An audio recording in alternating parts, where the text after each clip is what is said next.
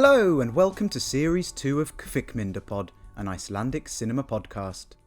Back after a little break, I'm Rob Watts, and as ever, I'm joined by Ellie Cawthorne to chat about 21st century Icelandic film. Thanks for returning with us as we travel around the country uncovering stories and characters unlike any you may have seen elsewhere on screen. Before we begin, don't forget to follow us on social media, where we're at Kvikmyndapod on both Twitter and Instagram. That's KVIKMYNDAPOD, and subscribe or follow us wherever you get your podcasts. Episode 1 takes us from Reykjavik and out into the wilds of the stunning Icelandic countryside, where barely a sound can be heard except for the bleating of sheep, the buzzing of overhead electricity cables. Oh, and the Umpar band following our hero as she commits acts of sabotage. That's right, this week, to kick things off, we're going funny political with Benedict Erlingson's 2018 eco-comedy drama Kona Fer í Stríð, better known outside of Iceland as Woman at War. We're back, and so is Ellie. How are you? I'm good, thanks. How are you? Very well, yeah. It's lovely to see your face in person for a change. This is unprecedented. First film back for Series 2, one that we discussed at the end of last series, which I think you described as something like a woman going to war against the telegraph pole or something, didn't you? Well, now having watched the film, quite accurate is all I'll say. I didn't deny it. It's obviously slightly more than that, but yeah. Woman at War. And a great one to start the season with, I think. I think this might, dare I say it, possibly be my favourite film that we've watched so far. Oh my You didn't know I was going to say that, did you? I did not know you were going to say that. Fantastic. I thought I'd keep a spoiler back and launch it on you there. Yeah, I think it might be. So why is that? Because I thought it was quite upbeat, sprightly in tone. Yeah. If that's a weird way to put it. But with a real message and a real heart as well. And quite a simple narrative, really. But really beautifully shot and beautifully put together. Completely. Considering how much of the first series films that we discussed were bleak, were dark, were sort of wet and snowy and grey, this is like the antithesis of that. It's bright, Reykjavik looks stunning. It's all set sort of in the summertime, I assume. And what's weird is that actually, if you think of the subject matter, this is one of the darkest ones yet, essentially about global apocalypse and the climate crisis. But it does a really good kind of tightrope walk in keeping it very entertaining and accessible throughout. It doesn't... The doom and gloom that is in the background is very lightly touched upon. Completely. It's sort of... It's that dark comedy that we've discussed, but actually that is literally just the jumping off point. And then the way it's shot, the way the music is used, the performances, everything about it is much more fun and funny, rather than sitting there thinking, yep, I think that's funny, but I can't laugh out loud because it's just too dark. Whereas there are moments of this that are just lovely and sweet and, laugh out loud. And very poignant. Very poignant too. It does that thing very well of treading the line between sort of tragedy and comedy quite well. And no spoilers, but it's a bit more upbeat at the end, perhaps. Oh, we can talk about this later because I might disagree. Controversial. Yeah. Okay, well, Woman at War, Kona Fer í Stríð, and I will just do a quick synopsis as usual. So, Hatla is a single 50-year-old choir teacher with a hidden identity. Her mountain woman persona is an eco-terrorist, or rather eco-warrior. She'd be keen to not be described as a terrorist. Persistently sabotaging power lines in order to shut down an aluminium smelter, she runs around the Icelandic countryside like a true action hero, avoiding helicopters and drones in an heroic effort to do something about climate change and her country's role in it. But just as she plans her biggest act of sabotage yet, she receives news that might make her think twice. Dun, dun, dun. Do you know what? You've addressed one of my biggest questions already, which is, should we call her an eco-warrior or should we call her an eco-terrorist? Well, let's get stuck in. She describes herself as someone who's sabotaging and not causing violence. So therefore, not a terrorist? Yeah, I think that's fair. And I mean, when we kind of get an insight into her motivations, we see like her war room, as it were, in her flat. Then all her pictures are of Gandhi, of Nelson Mandela. They're not of the IRA, are they? She's definitely Not quite. She's definitely our hero here, isn't she? So I think let's go with Eco Warrior, probably. Eco Warrior, fair. And she's such a amazing, striking presence. Really draws you in with a great character, really well drawn, multiple sides to her personality, and a great sort of leader, even though she works alone. Played by Halldóra Geirharðsdóttir, who apparently is a famous theatre actress, and she's appeared in lots and lots of films too, but we've not seen her yet. No. So this is her first appearance on the podcast. Oh, well, her debut. How lucky for her. I know. So what did you think of her? I thought she was absolutely brilliant. As always, I don't know what's in the water in Iceland, but there's something about the performances being so naturalistic. I thought she had like a real badass strength, a kind of core, a core of steel, didn't she? So we saw her doing yoga and kind of tai chi, yeah. that turned into martial arts type of stuff, but also this very calm exterior. Like you say, I think it was a great performance for showing the different sides of her. This kind of steely, dogged determination to bring down the threats to the environment, but also there was obviously the softer side as well, which we saw with the kind of adoption storyline. Yes, which was the duh moment that I described just before. Oh, sorry, I ruined it. That's fine. But the film begins, and so the first 50 minutes show us everything we need to know about the film, pretty much.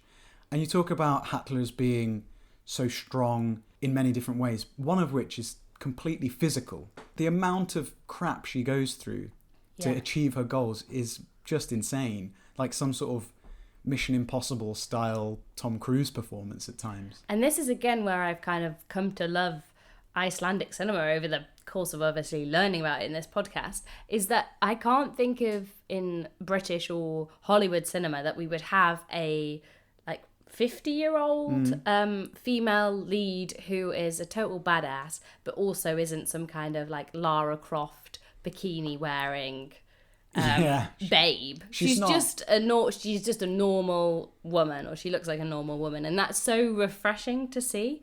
And I think till I saw it here, I didn't realize how rarely you do see that character on screen. It's fascinating because like you said, you've got this one aspect of her character which you don't see. But because she's female, it also means that you get this other side to do with the adoption, the mother in her. So she's caring for the world, but she's almost forgotten that she wanted to care for a child. She wanted to have a family.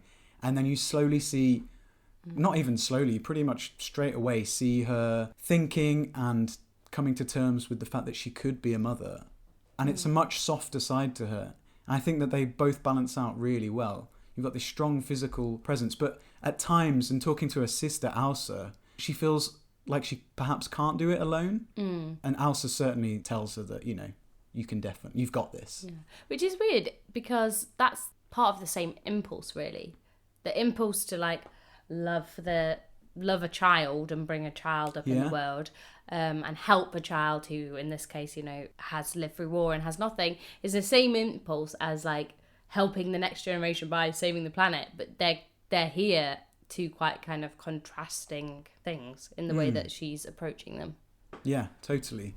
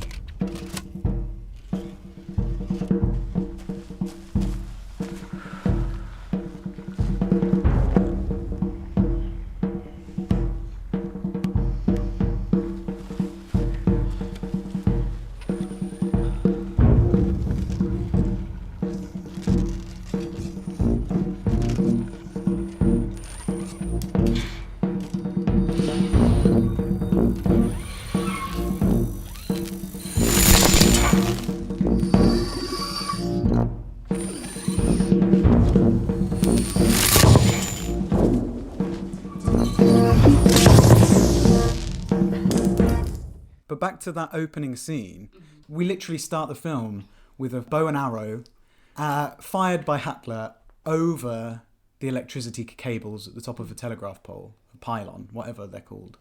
And the result is as she drags a steel cable across the two of them, it cuts the power to an aluminium smelter factory thing, and it sort of explodes, and she's achieved her job. She shut down the plant for what clearly doesn't happen for very long, but she's achieved her goal of causing panic for both the heavy industry company, Rio Tinto, I think is the one that they talk about in the film, and also the government, because, you know, heavy industry, I did a bit of research, and like aluminium smelting and all of that is about 30% of the country's exports. So of course the government are going to be super worried if that gets knocked out and they can't produce aluminium anymore. Then what do? I love the Rob Does Research part of the podcast. This reminds me of, do you know that however much percentage of Reykjavik's roofs are made out of tin? From series 1, everybody. Go back and listen. But, throwback. So my only concern at this point was, I thought, does this power plant really get all its power from 3 overhead cables? Because that is not very well thought out. Surely you'd have some underground cables. Anyway, I don't want to... I mean, I don't know much about electricity, but I imagine what she's done is short-circuit something. Okay. And it's created a chain reaction. I'll allow it. Which has shut down the plant. I'll allow it because it was, you know, dramatic. And if we'd seen a kind of drilling into an underground cable, it would have been much more boring. So, of course, I get it for the point. But yeah, like you say, it sets the tone, doesn't it, really, for the whole thing. And there is quite, like, a surprising amount of action in this film. And it starts straight away. Because Hattler is there. She's achieved her goal. She's packing up, ready to sort of trek. Because she's in the middle of the countryside at this point, like miles from nowhere. Miles from nowhere? And miles from somewhere. And so she's got to get back home without being spotted, because this isn't the first time she's done something like this. And lo and behold, a helicopter is looking for her. The police, Lögreglan, they're searching for her. So she goes on the run. And she's like scaling cliffs and running across the most mountainous, rocky terrain. And it's just like... It's pretty badass. It's badass. And like you say, you never see that, do you? No.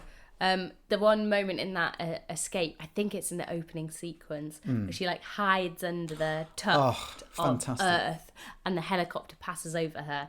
Did you also think of, it was like an exact mirror to me, of when Frodo and the hobbits are hiding from the ring wraiths in Fellowship of the Ring? Yeah, completely. It's that sort moment, of thing, isn't it? And they hide and wait for it to pass over them. Yeah, I think it's a fairly common trope and sort of shot, but what's perfect about it in this case is that she's trying to protect the land that she loves, and she's actually using it to her advantage. I love that the natural landscape helps her along the way throughout the entire film, along her journey. But starting right at the beginning, she just sort of jumps right under that sort of break in the earth, under the bank, and it's amazing. The way they shot all of it, like so many long takes that you can tell she's doing it. Like, I know Tom Cruise does his crazy shit, but you know what Hattler does here is pretty remarkable. And I think one of the moments that really stood out to me that we get in that opening sequence and then we get again towards the end of the film is where she like essentially lies down with her face on the ground like the moss and breathes it in, and it like re-energizes her, and it's like this connection with the earth.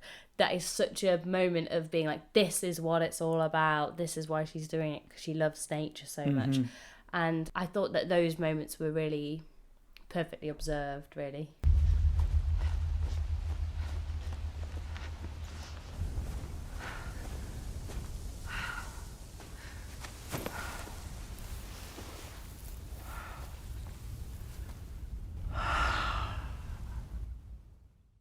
But what the opening sequence also does with regard to the landscape is you've got these huge wide shots where Hattler is basically just a little ant in the middle, and all you can see is mountains and heath and lava fields and things. And it's like, right, for us on this podcast, we've not seen a lot of that. Basically, series 1 was us saying, you know what people think about Iceland? Well, it's not shown in the cinema, but here we are. It's central to the story and it's shown in all its glory. It looks absolutely magnificent. And she's walking through this huge vast terrain, and then later on we get the glacier and we get the hot springs, and we'll come to those. Gorgeous. Yeah, it's absolutely beautiful. And then the other thing we get is she keeps walking and walking, and then suddenly there's an umpar band playing in the background, which is a very, very sort of central device to the film. Yeah. How did you find that? So at first I found it slightly off-putting, and I was like, oh, I don't really understand what this umpar band is doing. But as it went on, I kind of became increasingly sympathetic towards it. I enjoyed it more and more. To me, it felt very theatrical. So I've seen a lot of kind of plays where the band are kind of brought in as characters as a way. Like a sort of Greek chorus or something? Yeah, exactly. It's exactly that, isn't it? It's the Greek chorus. And I think that as we went through and you realise that that's what was going on here, that they were the chorus, that really aided it. I mean, it's an incredibly kind of simple device, isn't it? To be like, now is a happy moment, now is a poignant moment, now is a tense moment. But I do think it was executed well. And it helped give this sense of like you say, the Greek chorus, that it was almost like a fable, of this, the David and Goliath story, her being the David in this situation. I think it gave it like a sense of it being like a bigger story than just this individual thing. It is a very individual story, but it plays to the kind of universal ideas of the world's going to end if we're not careful. I feel like I should say as well that even if at first I was like, oh, I'm unsure about this device, but I did come to really enjoy it.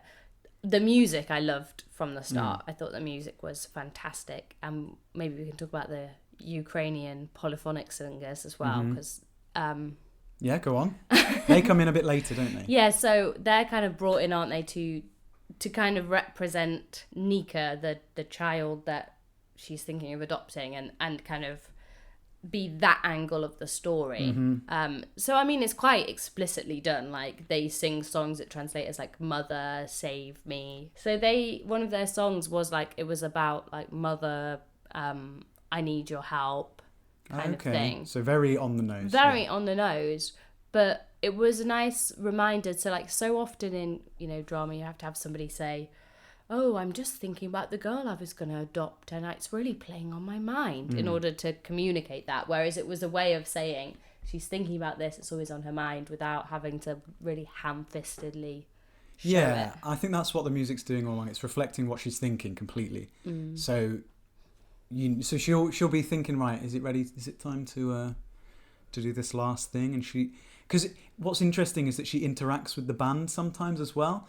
So just before she does her last attempt to, take down the pylon, she nods to the drummer, and then he kicks in and she's off.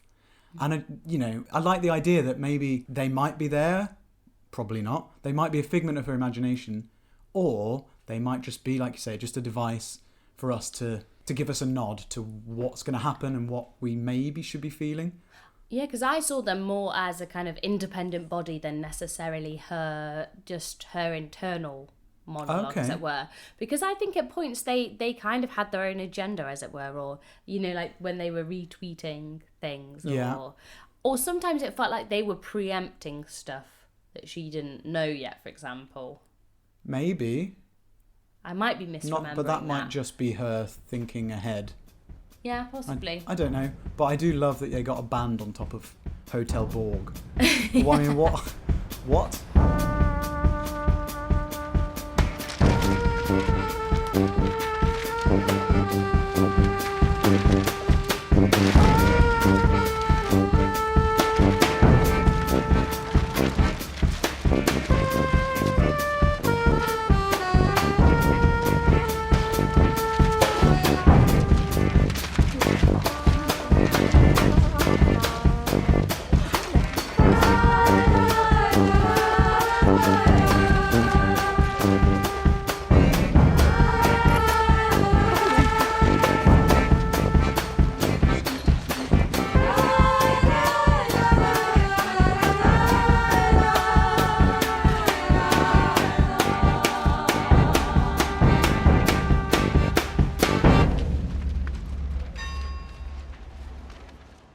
when they get first introduced, it reminded me so much of, there's a scene in Blazing Saddles, the Mel Brooks comedy, where there's one cowboy riding through the desert, and and the music kicks in, and it's I can't remember who it is, but there's a jazz orchestra playing, and it's like, that's his music coming through the desert, and then they just appear next to him, and he acknowledges them, and he rides off, and it's just like a gag. It's just like, yep, non-diegetic, diegetic music, etc.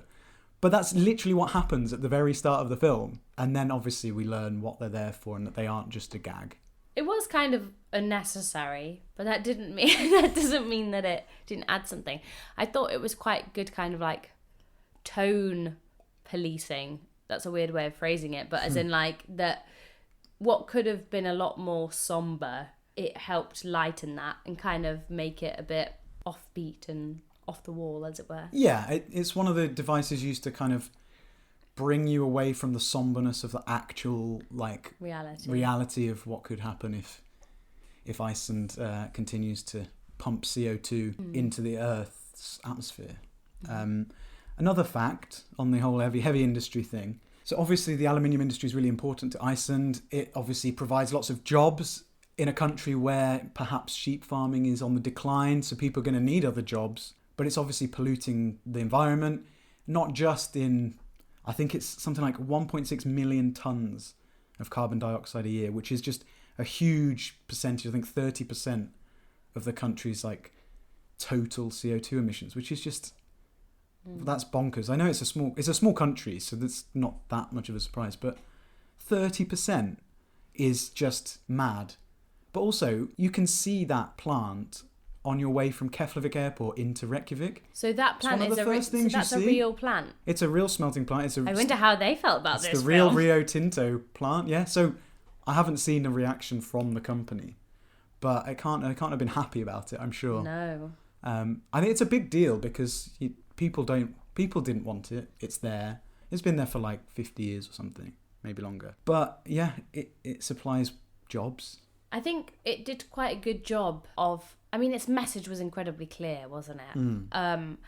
But it didn't feel like polemical, or it was like ramming this message down your throat. And I think people, I mean, there's been a lot of studies that show how people find stuff about the climate crisis really hard to engage with or really depressing. I mean, everybody knows this. Like, it's just sad to see. You don't want to hear how many things have been made extinct. You don't want to hear how everything is going to pot. But this actually, so I was like, oh God, is this going to be really stressful, this film? But weirdly, it wasn't. Like, its message was clear, but it never felt over egged. And I think also that idea, you know, there's a lot of jobs supplied by that. It at least gave voice to alternate opinions. So like when you have the scene in the locker room, the changing room, yes, in the swimming pool. With Magnea's mum from Let Me Fall. Yeah, it was like, oh, very short little cameo from her, but nice to see her again. But anyway, they're saying, you know, they get into an argument about it, don't they? And somebody's saying, oh, well, it supplies loads of jobs. And I feel like at least those critiques, they were given a fair airing at least, which it didn't really have to do. No, totally. It's good to see the normal member of the public's kind of opinion. Also her sister's opinion. She's a practicing yogi and meditator. So that scene in the swimming pool, in the locker room, you get, you know, sort of 3 different opinions. And it's really interesting because Hattler really does believe what she's doing is right. And like you said, it's all well-rounded. You get that scene where she's on her bike, cycling past all the houses and the TV screens. And they're all saying, you know, this is terrible. It's sort of, it's terrorism. What will the country do without it? And almost like to the point of people like just making stuff up, like fake news. Like, I can't remember what the actual quotes are, but she's like getting scared by this. And you can see why the lady at the pool is worried, because if she's just watching, all she knows is the news, and all she knows from the news is that the Prime Minister is like, this is really bad for everyone, etc., etc. I think also it raises that debate is an interesting one as well, because it's about like personal responsibility almost, that like, can one person change something by essentially like waging a war? And it's about like I guess it's about kind of like guerrilla tactics or terrorist tactics, whether you can, by fear, do good as well. They do have that debate, don't they? Which I know is like a classic one throughout time, if it's like the suffragettes or whatever, of whether taking drastic, destructive actions are worth it for, in theory, a longer prize, as it were. Yeah, well, I watched an interview with the director, Benedict Erlingson, and he was saying how, I mean, it's not insignificant that she has Mahatma Gandhi and Nelson Mandela on the wall, and she wears the Nelson Mandela mask at one point, because they were both involved in tactics for apartheid and for colonialism. They both did the same thing, if not direct action, no violence, but rather targeting, sort of more like sabotage, that kind of thing, which is much more peaceful than, I mean, I don't know what Hattler could have done on her own that would have been violent. I mean, she does steal Semtex. Yeah. So she could have done a number of things with that. There, I was quite worried. She is ingenious as well. Like the whole garden centre flower ruse was very enjoyable. The surprise for the cousin. Yeah. Who we haven't mentioned yet, actually. No, we've got another big, old, sad farmer in this film, which does seem to be a recurring trope. Yeah. I mean, not uncommon in the Icelandic countryside. And he clearly owns a lot of land. But Hattler meets him, Sveinbjörn, at the start of the film, after that long chase sequence with the helicopter. And she sort of makes him her accomplice. I think he's a willing accomplice. Sure, he doesn't have a choice when she just turns up on his doorstep, though. Yeah, I thought that was an interesting little exchange. Almost the thing that kind of ties in most with what we've seen previously, in that she says, hey, I've just committed the sabotage. Help me out. And his first question is, like, who are your people? Like, who's your family? Which is very reminiscent of the other films we've seen, and the kind of emphasis on this small community and everybody knowing each other. Exactly. And the old ways die hard, which is interesting because she's kind of fighting a very modern battle, but his reasons for signing up are not anything to do with protecting the environment. It's just about, oh, well, your cousin kind of knew my cousin. We might be related. Yeah. Which is also a kind of a joke, because he was like, it's possible that my dad's not my dad, and that you might be related somehow. But yeah, that whole exchange is funny and fascinating, and like you said, relates right back to what we've discussed. Yeah. What did you think of that relationship, and like how, not what the point of it was, but kind of what the point of it was? I don't know, really. I mean, he's a farmer, so he works with the land. I think probably deep down he doesn't want the country to become so modern, and his fight might not be about climate change, but he's certainly, I imagine, thinking... about land. Yeah, it's about keeping it as Iceland is, which, you know, it's a big fight for everybody, not just for climate change, but it's a big deal about preserving Iceland as it is, because it's not a big country and it has so many different amazing landscapes and vistas and just all that kind of natural geography, that if you start building factories and pumping CO2 into the air, or building dams is another thing, that it's going to affect the nature of the country, and probably not for the better. Might be economically helpful, but not naturally. I guess it's also like an indicator that, I guess, would you class her as kind of middle class metropolitan? I guess so. I mean, she teaches a choir, and she's got kind of trendy little flat, nice little flat in the city. Yeah. But it's quite a good kind of indicator that it's not just a fight. I know that this is relevant to say, like in the UK, where that's kind of one of the main criticisms that's been levelled against like Extinction Rebellion, isn't it? But this is saying that it's not just about like the middle classes doing their things. It's also about like the working people. It's a fight for everybody as well to be part of, versus this evil government suited elite. What did you think about the portrayal of the kind of authority figures? I mean, it's not like the Prime Minister is fleshed out a huge deal. No. He's like Prime Minister. Cut out and paste Prime Minister. Played by Bjorn Tors, actually. I really like him. He's an actor a lot on telly. So if anyone's watched Katla by now, which was amazing, and the Valhalla Murders. He appears in both and is very, very good. But he doesn't have much to do here. He's basically just like, I am Prime Minister. I'm going to essentially just say the thing you think the government will say, which is that they don't condone the sabotage and that it's really bad for the country. But I think at one point he says, but we will rise again. Iceland is back. I'm just like, come on. You haven't even been able to capture one person. Despite having like drones, a SWAT team, like all these crazy guard dogs. Yeah. They really like pull out all the stops. Even get the CSI out. Well, I mean, we were discussing this last series. They've got far more police in this film than we've ever seen. And far more effective police as well. They don't just knock on your doors and... No, I mean, they do arrest the wrong guy 3 times. Yeah, okay. Okay, I'll take that. I did like, though, if we're talking about the evil authority, as it were, the scene where they're in kind of an ancient meeting place. Yeah, so I was trying to figure out exactly where they were. And I think the Republic of Iceland minister, whatever he was called, played by Jón Gunnar, who used to be the mayor of Reykjavik, comedian. He's now a comedian and he used to be... He used to be a comedian. Okay. And then...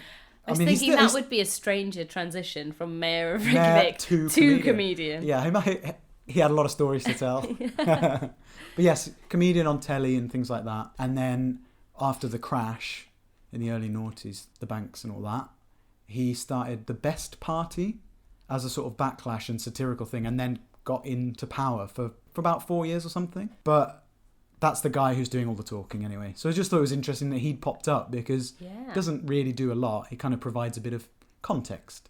But I was trying to figure out where they were, and it's very obviously historically relevant. So if someone knows, just let us know, because I'm pretty sure we should know that, and I couldn't figure it out. But it was fun. It was a fun kind of juxtaposition, wasn't it? Because we didn't see them in like a boardroom. No. Which I think if you were just a boring like 2-bit director, you'd be like, put them in a grey boardroom. Yeah. But they were all in their suits, but in this incredible landscape again, and it's like this sense that they're like surrounded by this incredible landscape, but that's also what they're putting at risk. I thought was quite good. They were all kind of huddled together like some kind of goblin horde. Trolls. Yeah. Hidden folk. Yeah, no, that's true. And there was, at that point, there was like a lot of, I don't know whether they were jokes or what, but about circularity and circles. I know I'm not sure quite what any of it meant, but the Republic guys talking about how the Vikings met and they were effective when they discussed in circles. Then they're in a circle themselves, and then it cuts to the choir who's in a circle singing. And I was like, I'm not sure what that means. I'm sure we could read something into it. Yeah, mention of the choir. I was very pleased to see the return of Icelandic choirs. Yes! And this is one of the most joyous choirs, I think. Oh my God. So totally. joyous. Well, because at my own, I am in a choir, well, in theory, but my choir got disbanded because of COVID. And so, genuinely, when I see this choir sing, it brought real joy to me. And they're singing just happy songs. Yeah, and which we haven't really seen, I don't think. No, not really. I mean, obviously we don't know quite what they're singing in the films we've seen. Well, I did know what they're singing in this film because I had the subtitles for it. Did you? No. Something about spring? Yeah, they were singing about the beauty of Iceland and God's gift to us is the incredible nature and things. So, again, very on the nose. Yeah, but nicely serves done. its purpose. And just everything about when Hatla turns up to the choir and their reactions to her, and when we'll talk about Baldvin as the kind of, corrupt official, but when they're discussing their things in the printing room and she comes back and gets them to turn over their choir, their sheet music, and they're all so happy at what the song is. Like, genuinely just joyous that they get to sing whatever that song is. Yeah. And then later on when she tells them about the secret, which Baldvin's quite concerned about, but it's actually just Nika. And they're so happy for her. And then they start singing to her. Oh, it's just... it's lovely. Ég þarf að gera játningu. Þannig að ég býð leyndamáli sem ég get ekki lengur þagað yfir.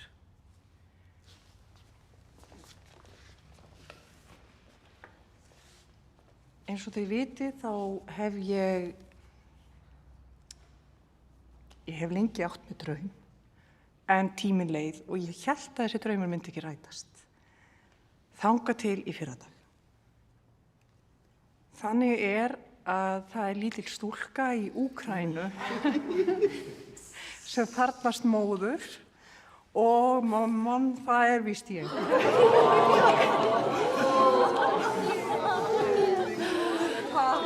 Og hún heitir Mika. Hún er 4 ára.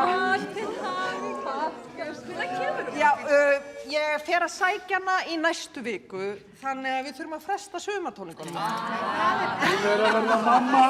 Hún er að verða mamma!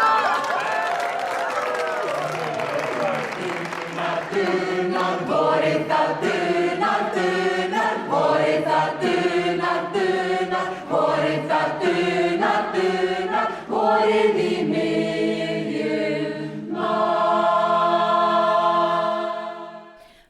Baldwin was such a little damp sandwich, wasn't he? A damp sandwich?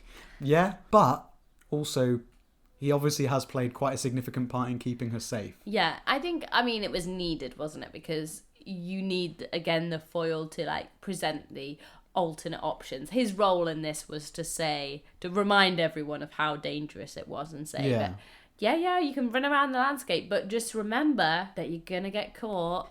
The photocopier might be spying on us and you need to stop now. I think without that foil, we wouldn't really be like aware of the risks as much. Yeah, he was certainly there to act as the kind of counterpoint. It's like this, because he's genuinely scared that if she gets caught, he gets caught, and it's all shit for everyone then. I have to say, this would probably be my role in this, the one going, be a bit more cautious, please. So cautious that he was trying to find out if the photocopier was plugged into the internet. I thought that was just a little funny moment. It's so good. Yeah. It's like slight overreaction maybe, but I did like the phones going in the freezer. Mm-hmm. So it was a bit like, to a much lesser degree, Harrison Ford going into a fridge during the opening of Indiana Jones 4, surviving a nuclear bomb.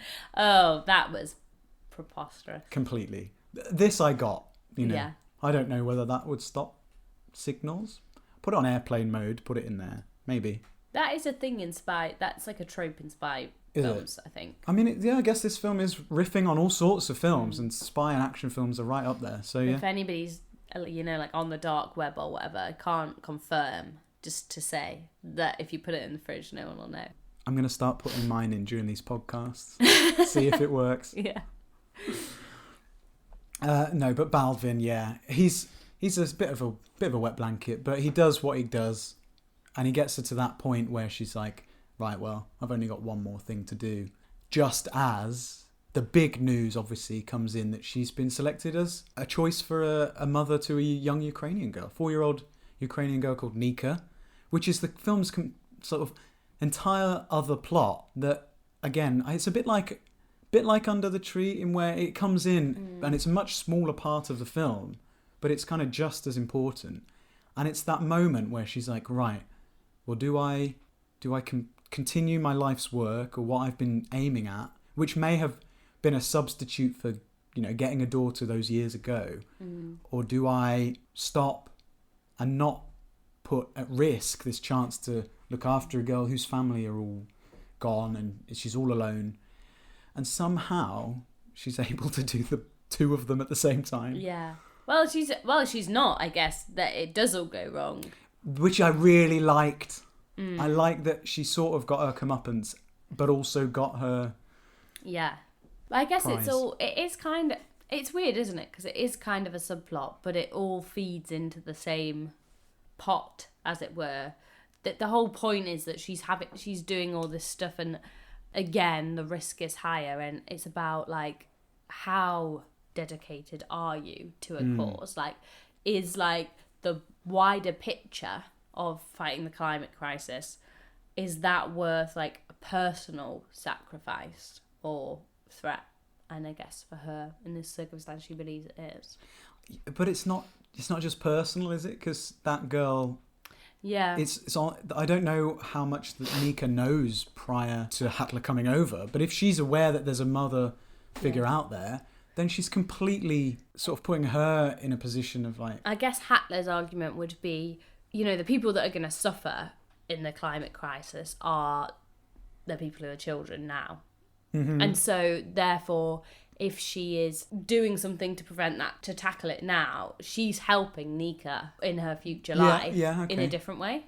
Yeah. But somehow she's able to help her in both ways. Yes. Which is... a very neat Yeah. result. But thank God, because I needed a bit of feel-good ending. Well, yeah, we did need that ending, and we will come to that in a minute. But you were talking about how Hattler was determined. And so during that the final plan is to take out an entire pylon, which will... I'm not 100% sure how that's much better than the first plan. I guess because when she takes out the thing at the start, the smelting place runs on oil then, and it's much less efficient, and obviously it's worse for the environment and just really cost ineffective for the company. So if she takes out a pylon, then that's going to take a long time to fix, I guess. But the whole plan and the escape is just... I can't even imagine. I couldn't do any of that. No. I couldn't saw through metal cables holding a pylon up without... It looks like she's doing it. I don't know how much of that is like forced perspective or CGI. But if one of those cables, like... Because she gets caught at one point on her hand. If one of those cables went the wrong way... You're dead. You're dead. Yeah. And what? It's very like hardcore, isn't it? Yeah. And the escape, when you're essentially like battling drones, Mm-hmm. I think you kind of just have to leave your reality check at the door a bit at this point, and just go with it at this point. The fact that, you can time it perfectly so that when a drone flies overhead, you can dunk down into the river and then pop up at the exactly the right moment, or hide under, it is too convenient. It's a magical realist tale. Exactly. It might be grounded in reality, but it is very much beyond belief, Yeah. a lot of it. And again, in that it's not final sequence, but in that climactic sequence, again, like you say, it's nature that like saves her in every way. So she hides in the river, she hides under the dead sheep. And the dead sheep. Useful in death, even if it's not for meat. Yeah, the sheep did make a reappearance. Yeah, of course. But only dead. And then it's almost like she gets tipped into the hot springs and she's like clinging on to the last of her energy, and then the like hot springs like bring her back to life, don't they? They revitalize her. She's like healed by nature, which is very on brand.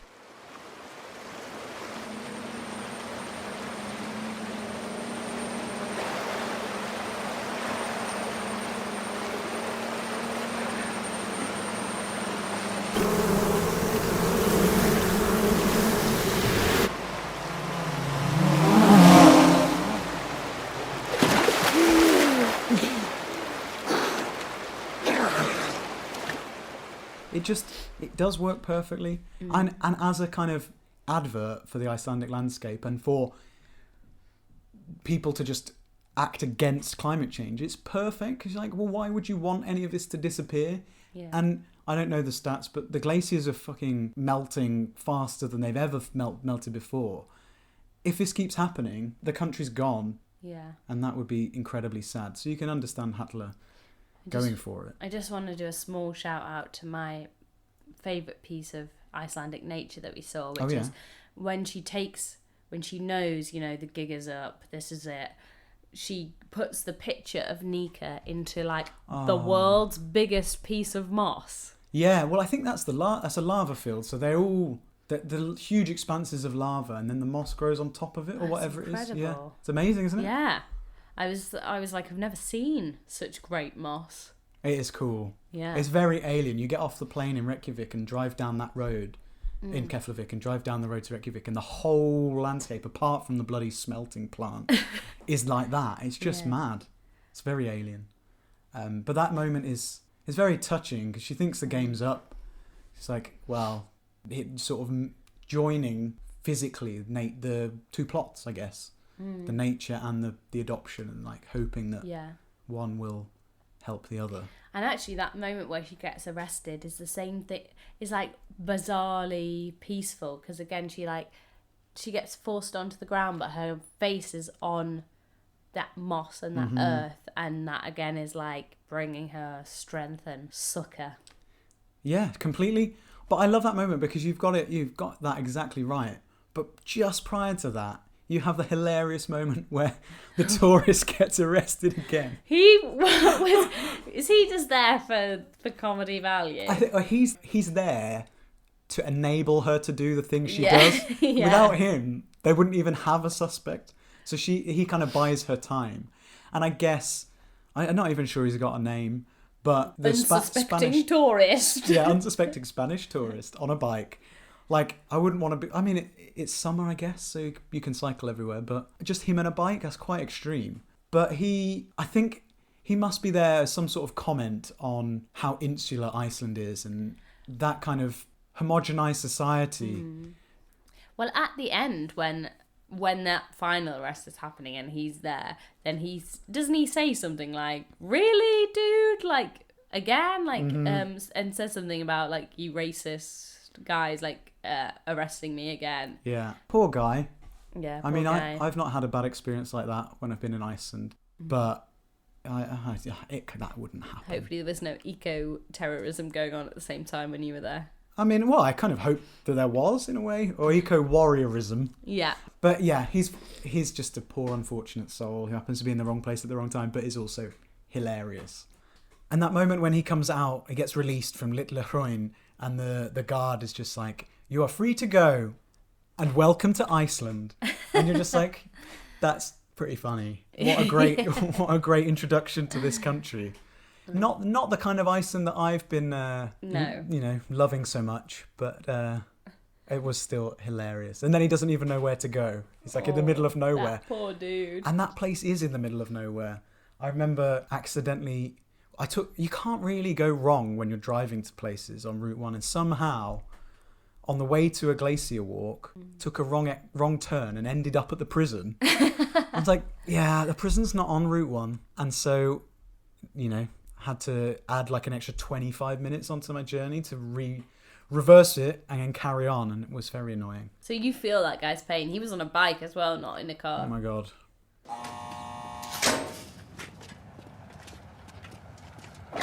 Okay. You are free to go. And welcome to Iceland. Gracias, tonto. Hijo de la gran puta.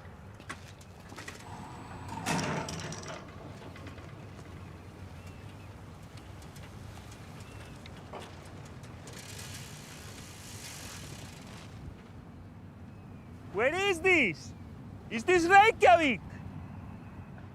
Oh, by the way, did you notice who the taxi driver was?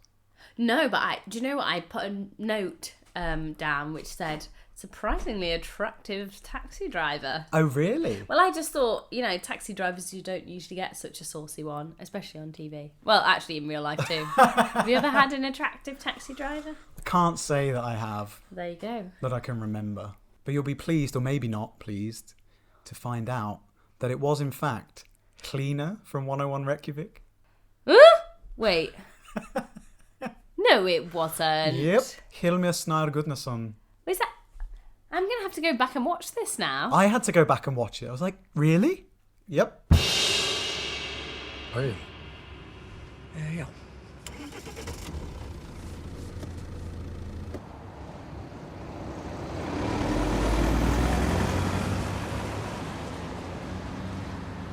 Það er bara alltaf að vera vitlaus inn það. Þessi terroristi sem þeir handtóku, þetta víst einhver kolvitlaus, latti lepjandi listakelling.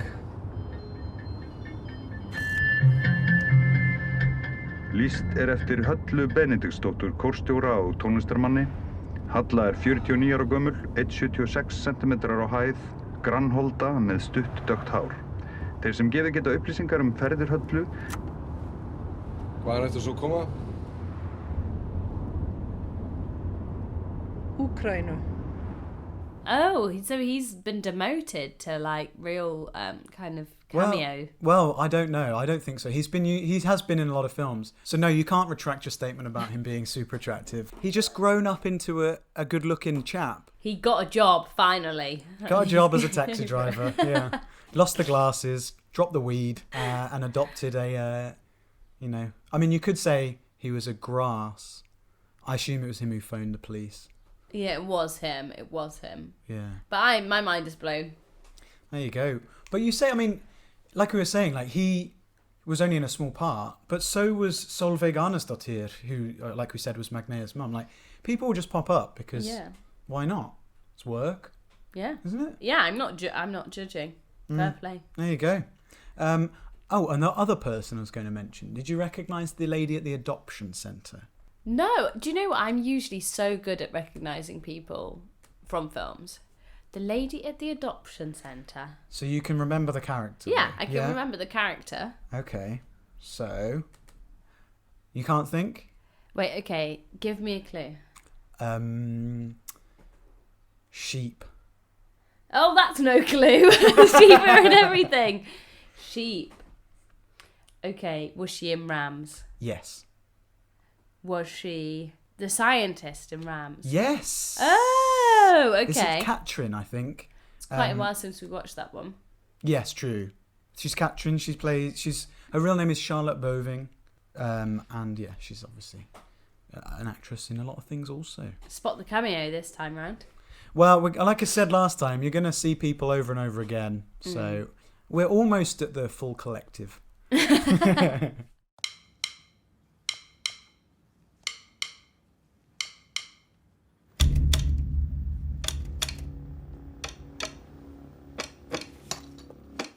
But after that little sojourn into the world of Icelandic actors again, we follow Hatla to prison. Yeah. Which was a real moment of despair, I guess. Because the inference is not just that she's in prison, but that she then has to give up any claim to adopt Nika. Yeah. Which is, she wanted it both ways. Mm-hmm. And you know what? Life doesn't work like that. And I think I was sort of like, oh, shit. But, big but, why does she have a twin sister? Yes. Well, do you know what? First time we're introduced to her sister, I know that we're kind of cycling back around here, but I think it is important, that I was like, wow, why have they made them... I know, obviously, they're played by the same actor, but quite often when you have one actor playing two people, so I'm thinking of like... The Prestige. I know they're not twins in that, but is it Christian Bale? Well, I was thinking of Hugh Jackman. Oh, it's Hugh Jackman, of course, playing two characters in that, or other things where you have twins. The actor goes whole hog and being like, "This is one twin who is like this. This is the other twin. I am a completely different person." Exactly. Yeah. They really hammer that home. And when we were introduced to Hatla's twin, it was like. They were too similar. Like, their mannerisms weren't that differentiated. I felt like just the fact that one of them had long hair. Obviously, they were kind of distinct characters, but which is probably a lot more realistic, to be honest, than twins being completely different in identical twins. But I was like, oh, it's strange that they've made them so similar. Like, that's quite an odd kind of acting choice. And then, obviously, at the end, it all comes full circle and it makes a lot more sense. Yeah, I think, it is one of those tropes. If someone's playing their own twin, there's probably a reason for it. But I did read that Erlingsson had considered finding real twins, which would have made for an interesting choice. But I think he'd known Halldóra since they were kids, but hadn't got to work with her as a director, in a main role. I think she pops up in The Forces and Men. But he just cycled back round and was like, no. I think it would have been a big compromise. I mean, unless there were some absolutely incredible twin actors in Iceland, which probably, knowing Iceland, there are. But, one twin is so much more important than the other and really carries the whole film that I think you'd be incredibly lucky to have identical twins that were that. Oh, completely. Good. Yeah. I think you're slightly wrong in saying one is more important than the other, completely more important than the other. Because if it wasn't for Ásr doing a completely kind of selfless thing then Hattler wouldn't be able to Yeah. get to Ukraine. Do you know what? Again, I feel like when we've talked about it, a lot of the things have seemed quite on the nose, but somehow in this film they work. Like the music choices and things like that we've discussed. And the twin swap is such a trope, isn't it? Like, it's a Shakespearean trope. It's absolutely. incredibly old. And you're like, twin swap, really? But somehow here it works, like, and you're really invested and you kind of go with it. I guess it's that magical realism thing, isn't it?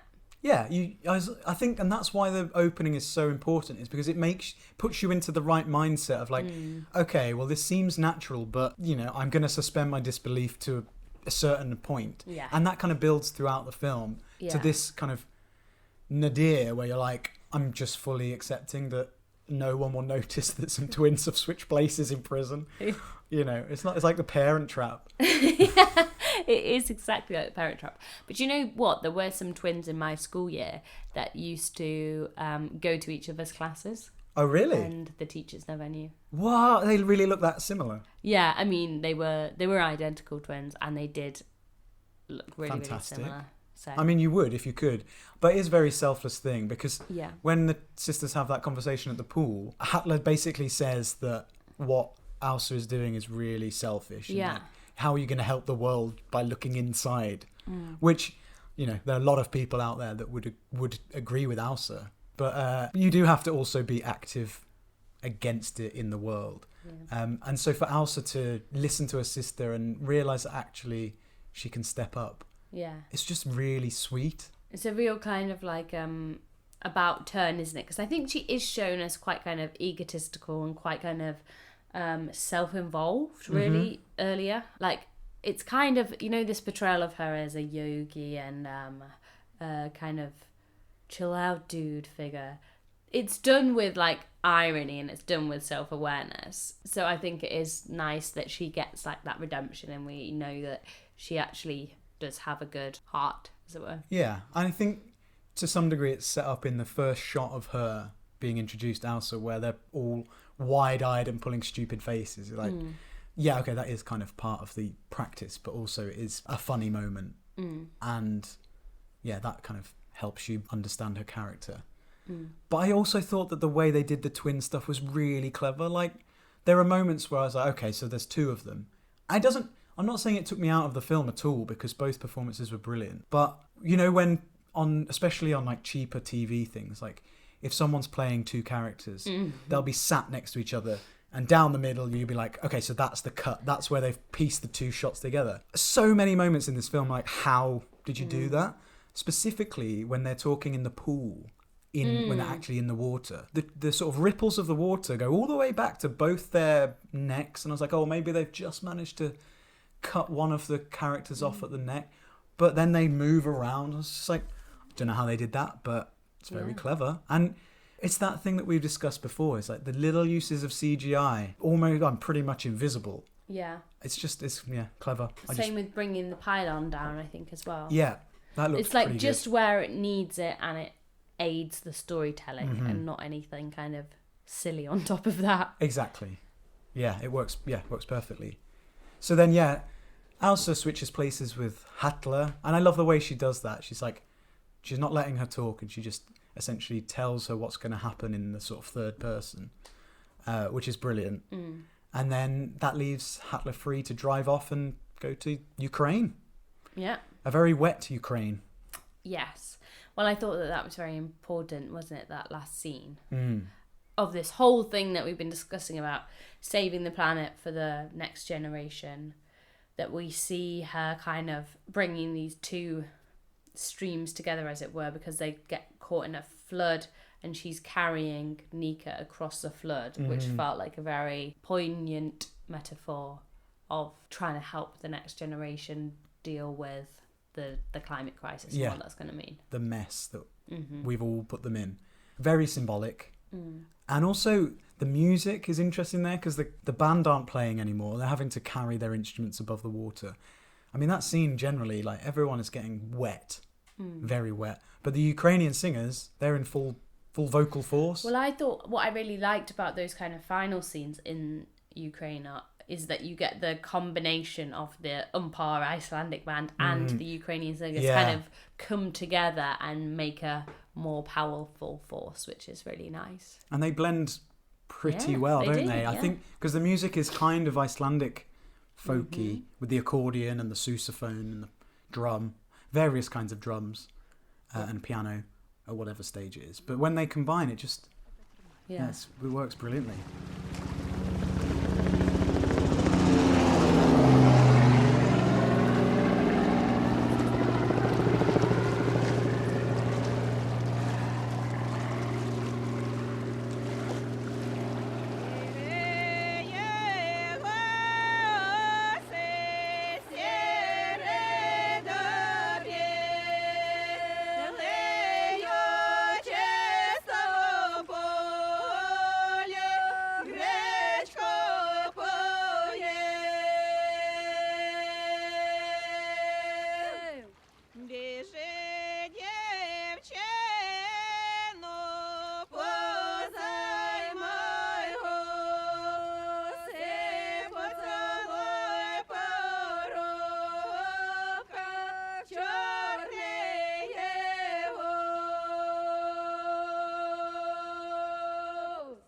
And you were saying before, it would be great if the soundtrack was available on Spotify or something. Come on, it's Spotify. Not. Buck up your ideas. Yeah, I was really looking forward to having another listen to it, actually, because I love polyphonic singing, that Ukrainian style. Love it so much. So I was super pumped to go and listen to it before this, but it wasn't there. We'll find a way of getting it. Yeah. And yeah, if anyone's listening and you can put it on record or digital, Send it to us in the post. No, but the ending was brilliant. How the music sort of changed and was fully just the folk singers. The floods were very symbolic and the carrying, and it ended perfectly.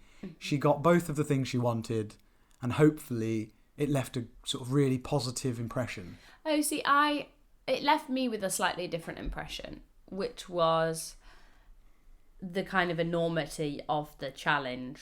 Right. Of the climate crisis, and that this is a thing that for generations is going to have to be like dealt with, and like the only way to kind of deal with that is to, you know, carry everyone with you and help people through and give them love, which is hopeful. But I think but also for me, it gave me a slightly kind of ominous, not ominous in a depressing way, but ominous in a like, okay, we do need to think about this big challenge. Go home and think about it. Yeah, fair enough. Which I get that. I thought was nicely done. She hasn't solved the climate crisis, obviously. But it's got it on the news. People are thinking about it. Yeah. And she's given Nika a whole new life, which is very positive. Oh, what a sweet little girl as well. Yeah, she was nice. She was lovely. So that's it. Great film. Great film. We loved it. Any final thoughts? Any funny moments? Any other moments you just like to touch on? Just a final shout out to where she's dressed in. She like breaks into that hotel. Oh yeah. In the cagoule and the sunglasses and the face covering, and throws all her manifestos out the window. And I thought, you know, in pre-COVID times, you look quite strange. She definitely stood out. But no one batted no an one eyelid. No one seemed bothered. You know, it's wet in Reykjavik. You got to wrap up, even when you're in the lift. But I did enjoy that moment. Yeah, very good. I mean, there are a few other funny moments, I thought. Like, even just, for example, Sveinbjörn calling his dog woman.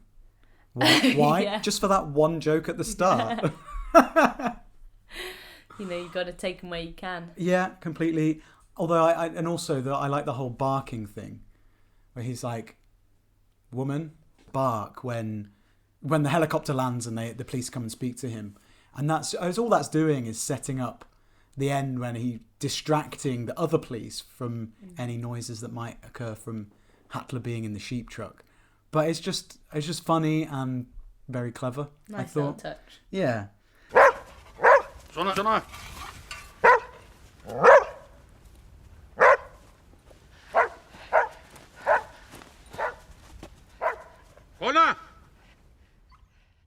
Oh yes, very important.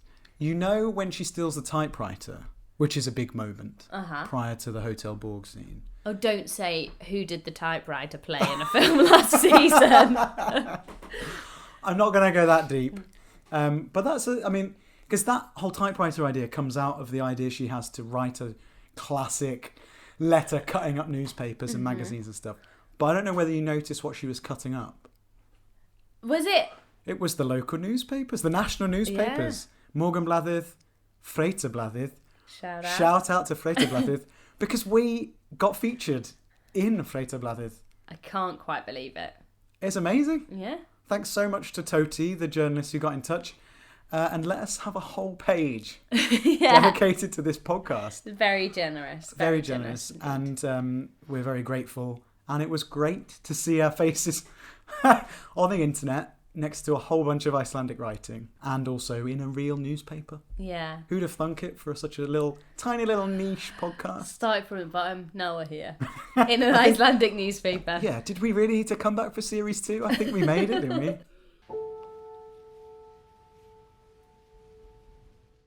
So, we've come back with a bang, I would argue. Some may say a whimper. But where are we going from here? What's next? Well, it's been quite hard to choose. I've got my eye on a few films. Again, running the gamut from 2000 onwards. It's very easy to gravitate to the newest films. But we're not just going to cover new films. There are a couple from the early noughties which I'd like to look at. And I don't really have any clues to give you other than we might cover a literary adaptation, another one. Yeah. We might have a documentary coming up. And we might have yet another film that comments on very Icelandic things. So there will be sheep. I can neither confirm nor deny there will be more sheep. Or horses, for that matter. We spoke about those at the end of last series. Maybe we will. Maybe we won't. But hopefully we'll get to see a lot more of the same actors and actresses who we know and love, plus a few new ones to get to know. So you'll just have to hang on in there, and I will reveal next week's film when the time is right. I love that ending. So mysterious. Well, I'll see you back here then. Nice one, thanks. It's always a pleasure, and glad to have you back, Ellie. Thanks, Rob. Started from the bottom, now we're here. Started from the bottom, now my whole team here. Started from the bottom, now we're here. Started from the bottom, now the whole team here. And you'll be pleased to hear that since we recorded that chat, I have in fact decided what the next film will be. So join us next week as we explore unknown territory and venture northwest to the eerie and remote towns of the West Fjords for Oscar Thor Axelsson's chilling adaptation of Yrsa Sigurðardóttir's best-selling novel, I Remember You. If you've been following us on the socials, you'll hopefully have seen this already, courtesy of BBC iPlayer. But if not, it can be rented or bought digitally on Apple TV, Amazon, or most other video-on-demand platforms. Until next time, come say hello on Twitter and Instagram, where we're at Kvikmyndapod. And if you could leave us a rating and a review on Apple Podcasts, that would really help others find us. See you next week. Takk og bless. Thanks and goodbye.